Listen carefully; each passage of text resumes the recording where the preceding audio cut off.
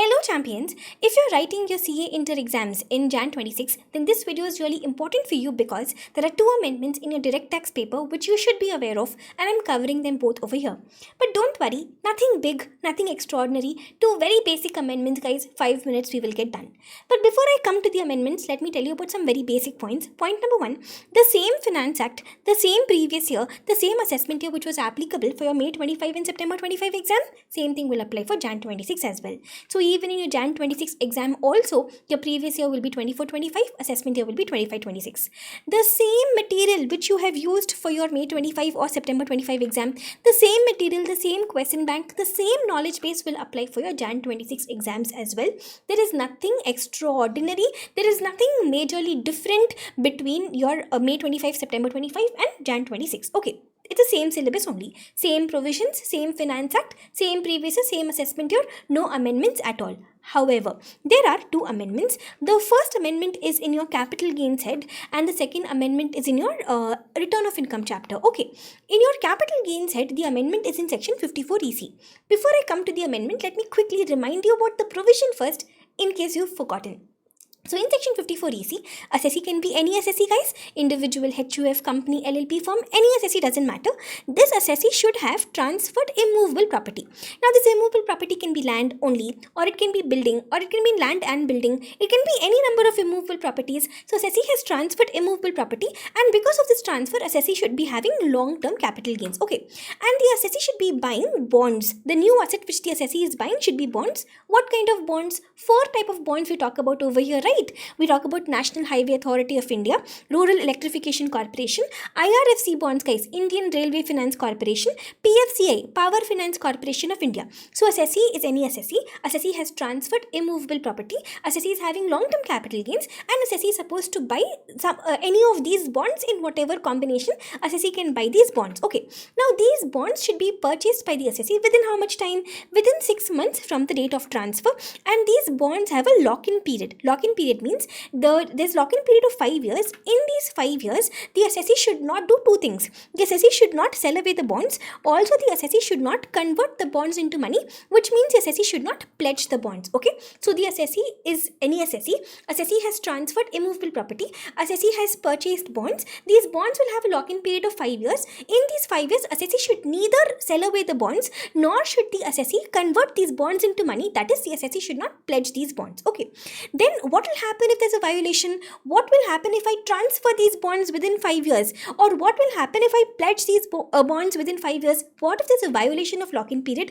In that case, whatever 54 EC exemption I have already enjoyed, it will be reversed. It will be taxed as LTCG. In the year in which I do this violation, in the year of violation, whatever exemption I have already enjoyed will be now taxed as LTCG. Okay. The maximum investment which you can do in these bonds is 50 lakh rupees, and the CGT concept, your capital gains deposit account, the capital gains scheme, that concept doesn't apply. So this is your existing section 54 EC guys. Then where is the amendment?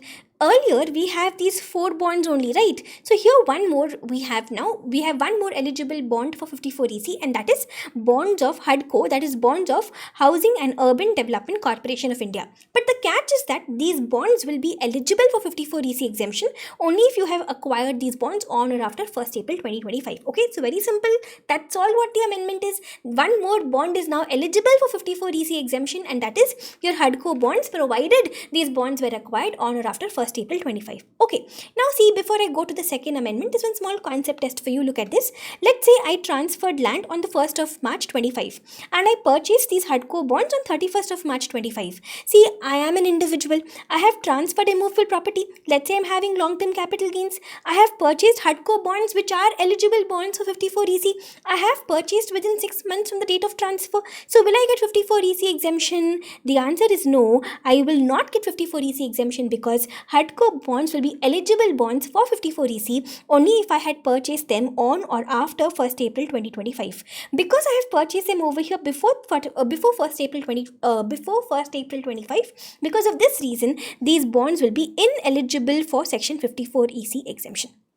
That's all, guys, simple. So the first amendment, tell me one last time. Under 54 EC, we already had 4 eligible bonds. Now one more eligible bond you have, and that is your HUDCO bonds, provided they were acquired on or after 1st April 2025. That's all, simple story over. Now come to the second amendment, section 139AA. Now section 139AA is in your return of income chapter, your assessment procedures chapter. This section says that it is mandatory for the assessee to quote his Aadhaar number in 2 places, in his PAN application and in his ITR. Now what if I don't have an Aadhaar? Go apply for Aadhaar. So if I apply for Aadhaar, I will get enrollment ID. You quote that enrollment ID. So now, how many options are assessees having? 2 options, guys.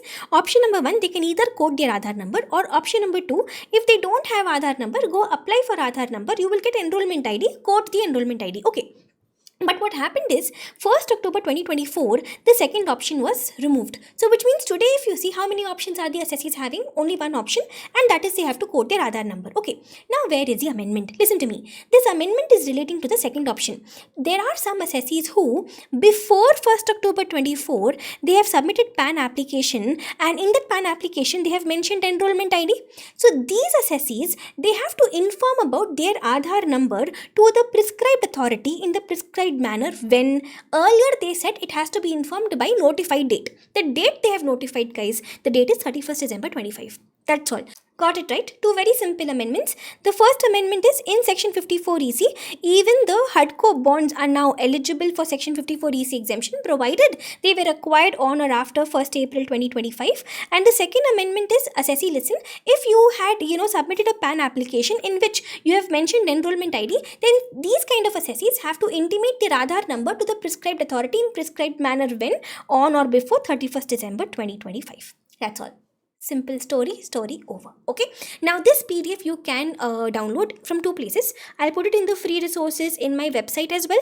I'll put the link below, and you can also download it from my Telegram channel. So whatever is convenient for you, you can download from either of the 2 places. Alright, guys, that's it with this video. Ensure you share this video with all your friends, because 2 small amendments but important amendments, I think you should be all aware of this.